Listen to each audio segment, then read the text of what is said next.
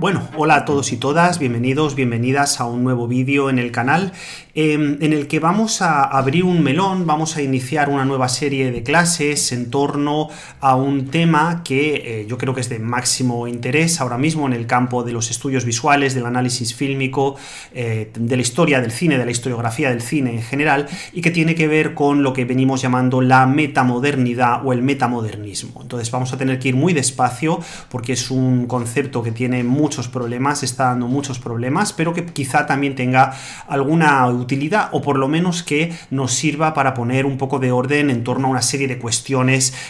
vinculadas sobre el presente de las imágenes, que al final, como bien saben, es lo que a mí me interesa. Entonces, probablemente hayan oído hablar de la palabra metamodernidad o de la expresión metamodernismo, tiene muchas otras variantes, sobre todo en los últimos meses debido a la aceptación casi canónica de dos trabajos que ya tienen unos años, pero que marcaron unas pautas de lectura, sobre todo en el campo de la filosofía y tangencialmente, como intentaré explicar, en el campo de la estética cinematográfica. Uno es la monografía, el compendio de artículos coordinado por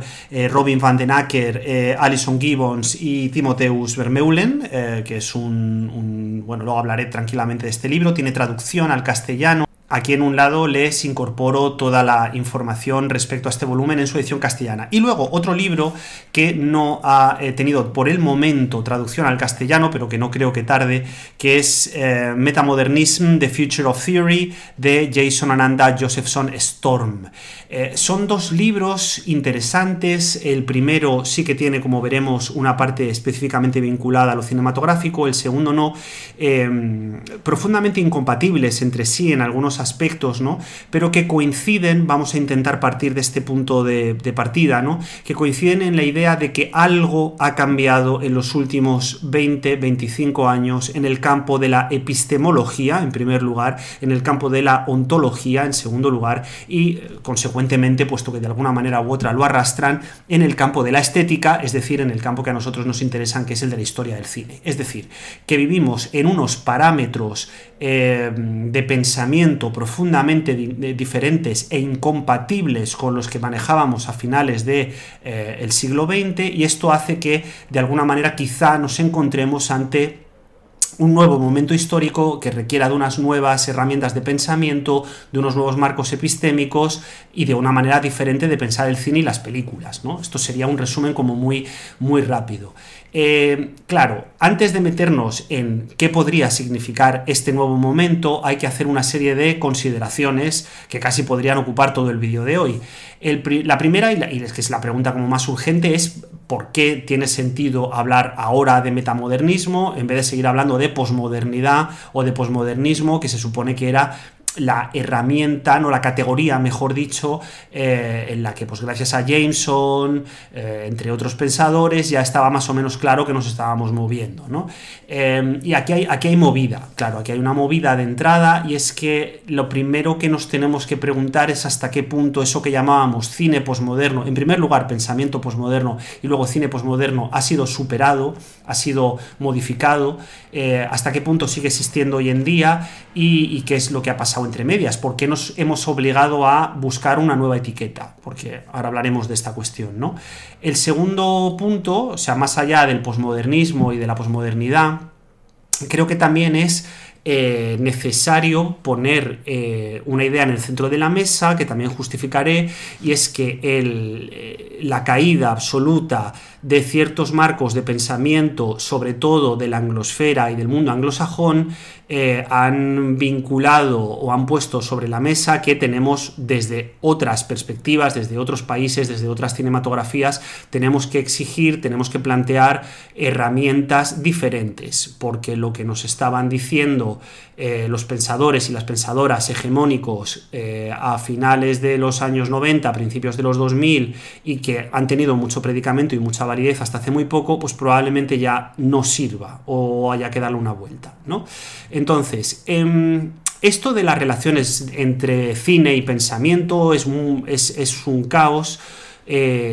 Cuando hablamos de cine moderno o hablamos de modernidad en el pensamiento nos referimos a cuestiones completamente diferentes. De esto ya hablé en unos vídeos, en un pequeño curso hace un par de años.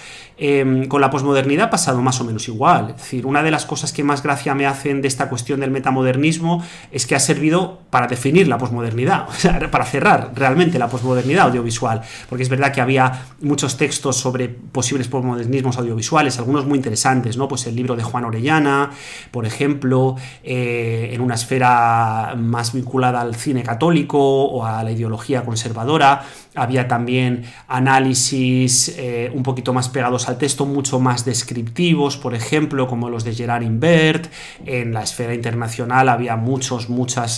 pensadores, pensadoras que estaban con la etiqueta de lo posmoderno, pero tampoco estaba muy claro qué era el cine posmoderno, porque decíamos, el cine posmoderno es el pastiche, la cita, la reformulación, Quentin Tarantino, Alex de la Iglesia, Blade Runner, catapum chimpum, y la hibridación de formas, ¿no? Entonces, bueno, pues todo esto está muy bien, nos ha servido muchos años, pero quizá efectivamente el cine más interesante de hoy en día ya no pueda tener esta etiqueta de posmoderno, porque las herramientas que arrastraba ese cine ya no sirven para pensar el mundo. Y voy a detenerme aquí un segundo. Cuando pensamos que es una película posmoderna, generalmente decimos, una película posmoderna es aquella que es totalmente consciente de los mecanismos enunciativos, por así decir, de los mecanismos que la hacen ser un aparato ficcional y está todo el rato demostrando que es un aparato ficcional, ¿no? Es decir, bien porque está todo el rato compuesta por citas que remiten a otras películas, bien porque hibrida géneros tradicionales y hace una mezcolanza con ellos. Por ejemplo, cuando Blade Runner coge cosas del noir, cosas de la ciencia ficción, la voz en off propia de los narradores del cine negro de los 40-50, y hace como una mezcla, ¿no? O Tarantino en Kill Bill, cuando mezcla el manga con el cine de serie B, Kung Fu, con rasgos de la modernidad, con el western, con no sé qué, y hace como esos pastiches, ¿no? Pero también Almodóvar, bueno, en fin, todo esto. Y dices, vale, pero es que esa definición se podía aplicar perfectamente bien a Persona de Bergman, que no es una película posmoderna, evidentemente, o se podía aplicar perfectamente bien a muchas de las cintas de la modernidad, que precisamente lo que habían hecho era enunciar eso, poner sobre la mesa sus mecanismos de enunciación y mostrar que eran artefactos, en su caso con una voluntad casi siempre ideológica, como en el caso del cine de Angelopoulos, o con una voluntad un poquito más,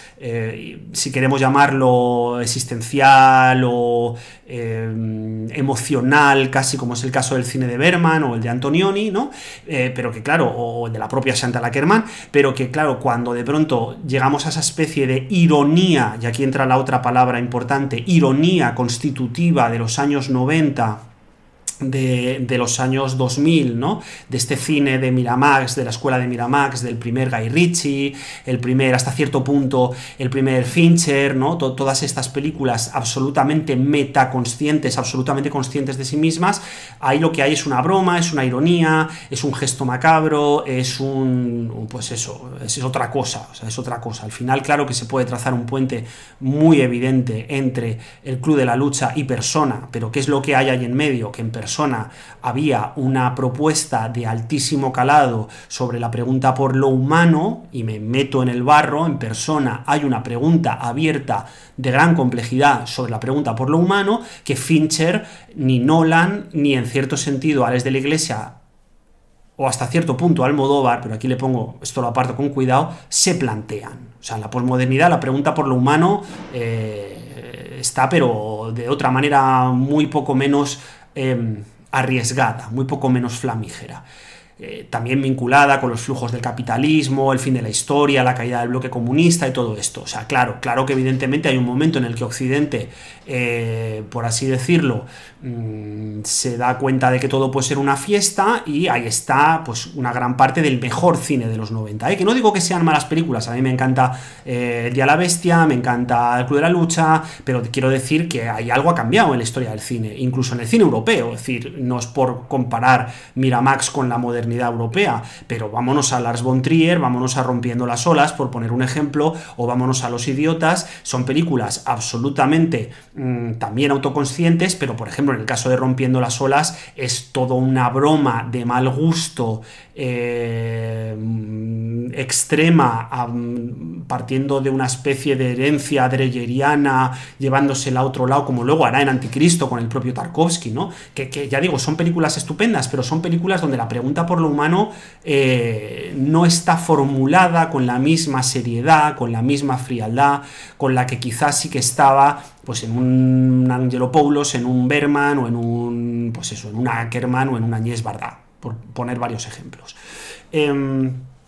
Claro, ¿qué es lo que pasa? Ya no estamos ahí. Es evidente que algo ha cambiado porque la manera de exhibir cine, de ir al cine, de pensar el cine, todo eso ya se ha modificado por completo, el ecosistema de las imágenes es radicalmente diferente. Entonces, ¿de dónde venía el cine de Tarantino, por poner un ejemplo? Venía de la cultura del videoclub, venía de la búsqueda y encuentro mediante nicho de una serie de películas de serie B, que además costaba mucho encontrar, que formaban comunidades de gusto. Volvemos al término kantiano, que es súper importante para entender esta movida, claro.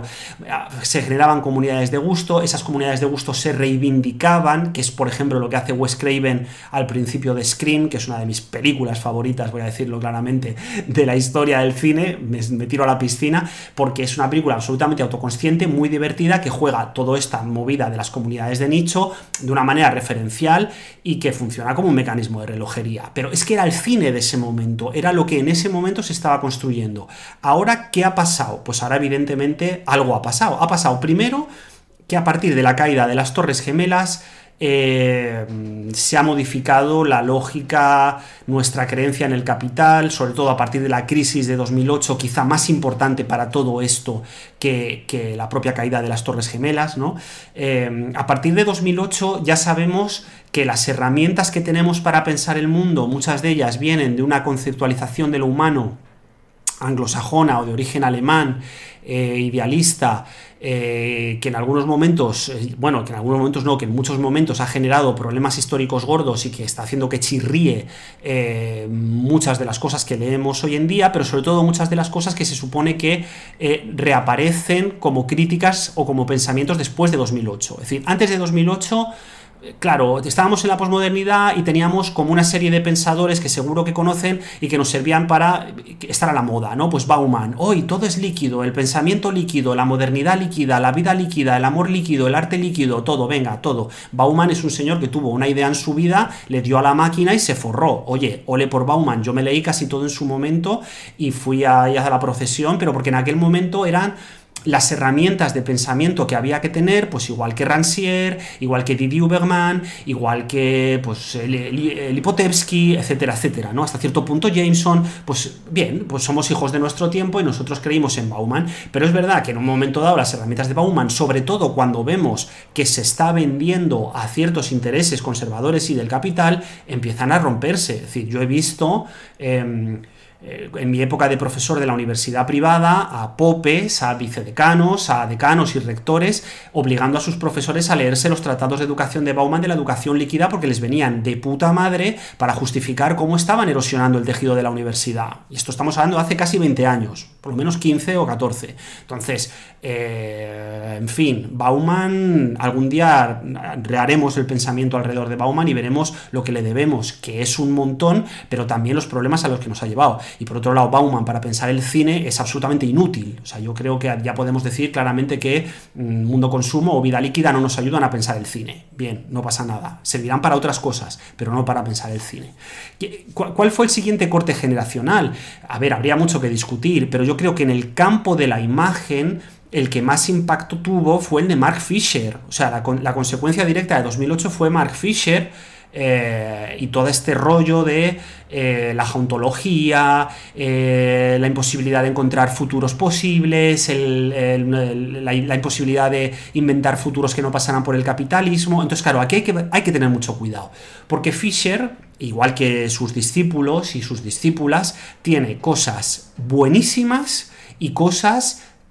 profundamente erróneas que nos han llevado a pensar mal la imagen, y de ahí ha tenido que surgir la metamodernidad. Es decir, esta es una idea que yo no he visto escrita en ningún lado, pero que para mí está muy clara. Los que estamos alineados para intentar pensar críticamente la metamodernidad lo hacemos como una respuesta directa a las teorías fischerianas y sobre todo a las estéticas, porque la cuestión del capitalismo o de la anedonia depresiva, muchas de las cosas que comenta en Realismo Capitalista, muchas de ellas son de una enorme validez y son absolutamente, digamos, válidas, y tenemos que tenerlas muy en cuenta, sobre todo los profesores, porque el tío tenía una capacidad para explicarnos cómo es la cohorte de alumnos y alumnas que encontramos en las aulas, y yo creo de verdad que sería de obligada lectura las páginas sobre la educación de Realismo Capitalista, son absolutamente espectaculares. Pero para pensar el cine y para pensar la imagen y para pensar la música, las teorías de Fischer no nos han llevado muy lejos, más bien al contrario, un señor que empieza diciendo que en los últimos 20 años no ha habido nada comparable a los saltos cualitativos, cuantitativos, estéticos, porque, oh Dios mío, los Beatles, oh Dios mío, Nirvana, y en un momento dado aquello ya resulta que se agotó porque el arte había caído en una especie como de cierre capitalista donde nada podía surgir y todo estaba gobernado por las majors que hacían música de mierda, etcétera, etcétera. En realidad esto se desmonta de manera muy sencilla. Mark Fisher de pronto envejeció hasta donde pudo, pobre mío, y se dio cuenta de que el tiempo en el que vivía ya no era el suyo, y sobre todo tenía esta cuestión anglosajona repugnante, que es que era absolutamente incapaz de mirar al mundo que no fuera la anglosfera. O sea, cójanse los estudios, o sea, los textos del blog, los de Kapunk, cójanse Los fantasmas de mi vida, cójanse pues el horrario espeluznante, y verán que el 80-90% de los ejemplos que pone son de la anglosfera, de la música que le gustaba a él cuando era joven, de la que escuchaba, de la que le parecía que era estupenda, de las películas que él veía, casi todas, por supuesto, Hollywood, Nolan, no sé qué, Kubrick, tal. Pero sácale de ahí. Era un señor que no salió nunca de la cultura anglosajona. Entonces, partiendo de ahí, era imposible que se diera cuenta que había otras cosas más allá de ese planteamiento jauntológico en el que se movía. Lo cual, claro, quiero decir, está bien porque durante 5, 7 años, 10 años nos ha dado unas herramientas de pensamiento para intentar sacar algo en claro de después de la crisis de 2008, pero eso en un momento se rompe. Se rompe porque no hay que perder en cuenta, y ahora me voy a ir al caso español, que creo que es muy claro. No hay que tener en cuenta que los mercados se hunden en 2008, pero en 2009 se estrena una película como 3 días con la familia de Mark Coy, que es fundamental para entender todo lo que ha pasado con el cine español en los últimos 20 años. O un par de añitos antes de la crisis de los mercados se estrena Honor de Caballería, ópera prima de Albert Serra, que va a ser fundamental para entender todo lo que ha pasado después en el cine español, quiero decir, en el cine español de cierta calidad, en el cine español que nos gusta, no en Padre no hay más que uno 4, ¿no? Que sería otro debate y habría que ir por otro lado. Entonces, digo esto porque sí es verdad que la jauntología tuvo un momento bastante útil como para plantearnos qué estaba pasando con el ecosistema cultural en esa supuesta lógica posmoderna en la que todo iba a salir bien y todo iba a molar y todo iba a estar guay, y de pronto, ¡paf!, hay una quiebra, y esa quiebra que en primer lugar la da Mark Fisher, sirve como un estallido, pero se agota. No podemos quedarnos ahí, porque quedarse ahí implica acabar haciendo un mal uso de la nostalgia. Y aquí nos vamos a Tanner, que ya hablé también en el canal, de Grafton Tanner, del libro En Alpha Decay, y hablamos de un montón de cosas, ¿no? Entonces, creo que se van dando cuenta cómo lo que estoy intentando plantear es un marco en el cual después vamos a tener que clavar el porqué, como decía antes, de esta emergencia de la etiqueta metamodernidad o metamoderno, ¿no? Porque estas teorías no dan cuenta de otra sensibilidad. Voy a ser muy bestia y creo que me van a entender. Yo muchas veces no entiendo a mis estudiantes, no entiendo la música que escuchan, no entiendo las películas que les gustan, no entiendo el lenguaje que hablan, pero eso no implica que yo aplique contra ellos mi marco de conocimiento, como hacía Fisher, para acabar diciendo que lo mío, lo de mi época, era lo más bueno y lo mejor, y por eso voy a quedarme aquí escuchando a Radiohead del OK Computer, y mientras que lo que escucháis vosotros, que para mí es un misterio absoluto, y que cuando intento apropiármelo doy mucha pena, pues me gusta mucho Belén Aguilera, lo reconozco, pero no es para mi generación y no es para mí, ¿no? Entonces, claro, aquí el tema de las comunidades del gusto, de las unidades de gusto, de las sensibilidades, de los afectos y de las emociones, se pone encima de la mesa. Claro, ¿qué es lo que pasa? Que hay que hacer algo con eso, pero también hay que hacer algo con el agotamiento conceptual al que ha llevado a nuestro campo una gran parte del postestructuralismo mal entendido y una manera de escribir y de hacer papers que han generado en una universidad absolutamente desconectada del mundo exterior y que va a seguirlo, o sea, ya se lo digo porque aquí vamos a hablar claro, la universidad, sobre todo, bueno, no sé cómo será en otros lados, lo intuyo por lo que leo de la angloesfera, pero en el caso español tenemos que ponernos mucho las pilas con cómo discutir con el mundo de fuera y cuesta mucho no quedarse encerrado en el despacho, pero bueno, hoy no vamos a hablar de esto. Decía... Esta manera de escribir, de pensar el cine, de cerrarlo en el ámbito exclusivo de los estudios culturales, de la deconstrucción, de una supuesta rebelión, o sea, porque aquí voy a hablar claro. Cuando hablamos de esto, y es un tópico que se repite en muchos de los libros que hablan de metamodernismo, que es muy interesante, el momento en el que surgen los estudios culturales en la esfera académica, surgen como una respuesta contra. Es decir, de pronto ya vamos contra la semiótica, contra los neoformalistas, contra, no sé, los kantianos, contra lo quien sea. Y esa contra tiene un punto político, ideológico, que acaba generando una serie de lugares comunes, el logofalocentrismo, la lucha contra el patriarcado blanco heteronormativo, no sé cuántos, que yo no digo que no sean útiles, claro que son herramientas útiles para pensar el mundo, pero que en el momento en el que se meten en un paper para ganar unos puntos, para ganar una plaza, eso lo leen 3 personas, queda completamente desestructurado, desequilibrado y no le interesa a nadie. Entonces, a nadie que no estés en tu rollo. Oye, yo estoy en el rollo universitario, me leo estos papers y me interesan, pero reconozco, por eso tengo este canal, que hay que salir ahí fuera y hablar con la gente, porque a lo mejor tú no te puedes acercar a una persona que pasa por la calle y decirle, ¿qué opinas del logofalocentrismo? Porque probablemente te suelte una huasca y lleve razón, ¿no? Entonces, claro, hay que cambiar el lenguaje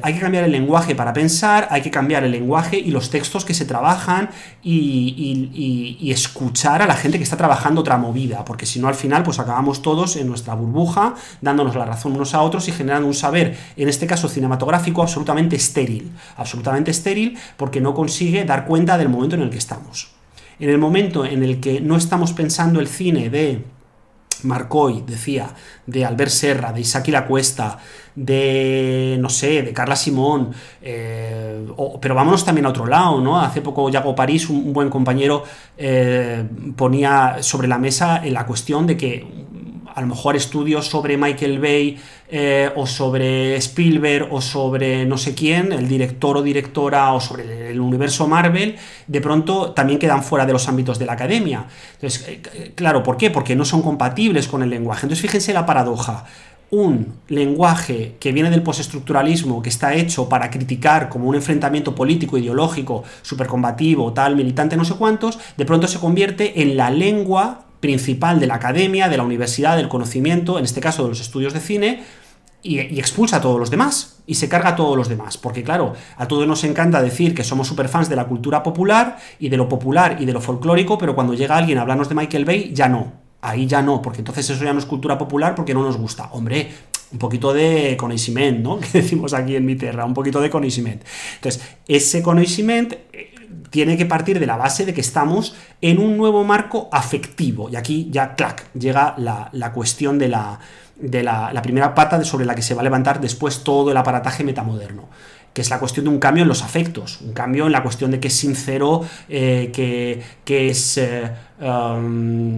cómo cargarnos la ironía, que es la neoironía, cómo podemos hablar de nuestros sentimientos, pero sin caer en este rollo baboso, que además hemos visto que es políticamente ineficaz, de, ay, vamos a hablar todos de nuestros sentimientos porque la salud mental, y luego la persona que lo está gritando resulta que tiene 20 denuncias por acoso sexual, ¿no? O la persona que lo está pregonando después abre su Twitter y dice, ojalá se mueran todos los hombres que tienen depresión, y eso es nuestro compromiso actual con los sentimientos y la salud mental. Hombre, pues eso también hay que darle una vuelta. Entonces, eso que hay que darle una vuelta también está dentro del aparataje de la metamodernidad, porque es como, vale, ahora todo el mundo habla de sus sentimientos, de los afectos y de la sinceridad.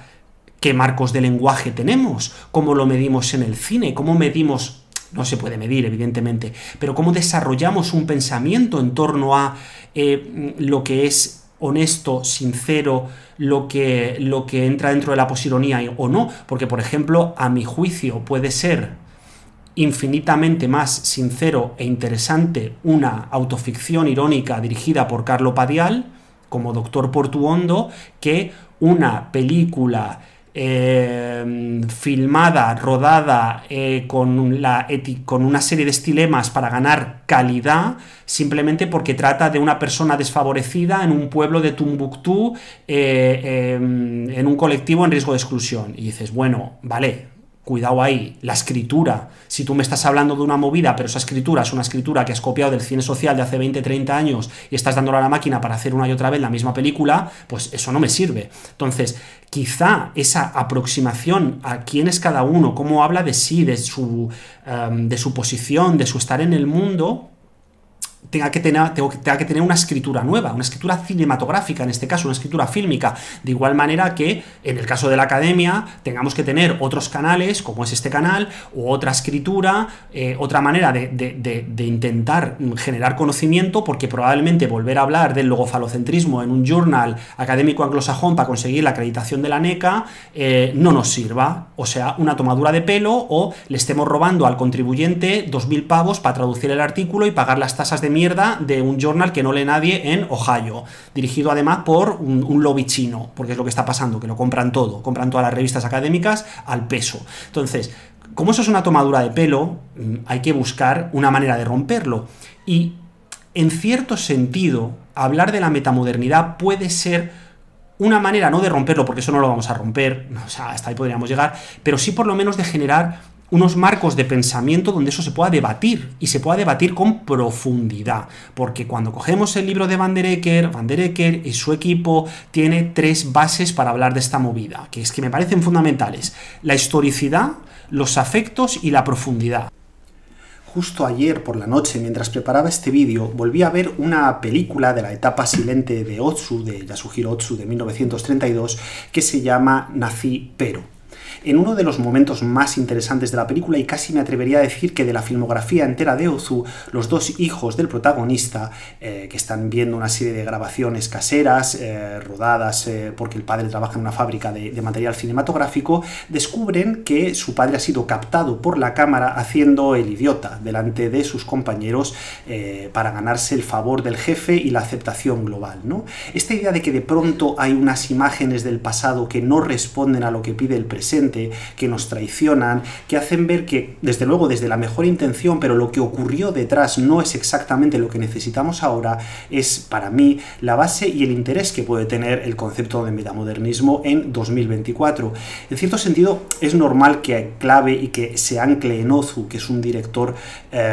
totalmente preocupado por la cuestión tanto de la historia como de los afectos, como de la profundidad, hasta el punto de que su cine es una especie de serpiente enroscada sobre sí misma que vuelve una y otra vez a los gestos del padre, los gestos de la madre, los gestos de los hijos. Es el momento de ver si este cine del presente, robándole la expresión a Daney, si este cine del momento, este cine que ahora está surgiendo y que de alguna manera se está contraponiendo al cine de nuestros padres de los 90, o incluso en el caso de los que somos de una generación anterior, el que fue nuestro cine durante casi 2 décadas,